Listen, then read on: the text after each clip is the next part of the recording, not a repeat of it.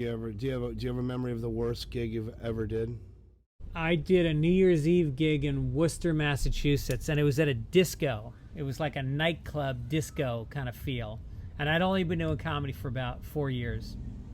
And I get there, and everybody's dancing, and it's fucking packed, and it's New Year's Eve, and people are shit-faced, and it's Worcester, which is just like a dilapidated post-factory town where people have no hope, and this is all they got. This is Saturday night, it's New Year's Eve, and I go out and I go, all right, so what's the plan here? And the DJ's like, you're gonna go on at 11:45.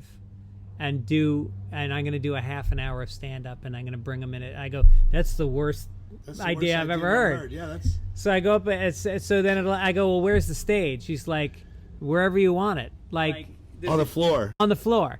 So he hands me a wireless microphone, and all of a sudden at 11:45, he just stops the music, and my intro was, and now for some comedy. Here's Greg Fitzsimmons.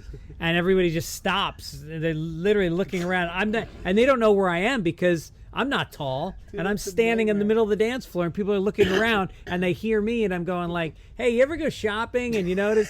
And they're all looking around. They start getting angry because they want to dance, and they're like, who is this guy? Where is this motherfucker? And so people are yelling at me, and I start walking around, and I start just doing crowd work. I start shitting on people.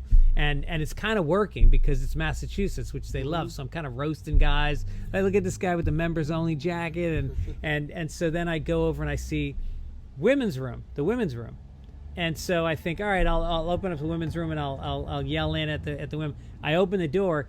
All it is a toilet. It's just a room with one toilet, and there's a girl sitting there with her pants down, taking a dump.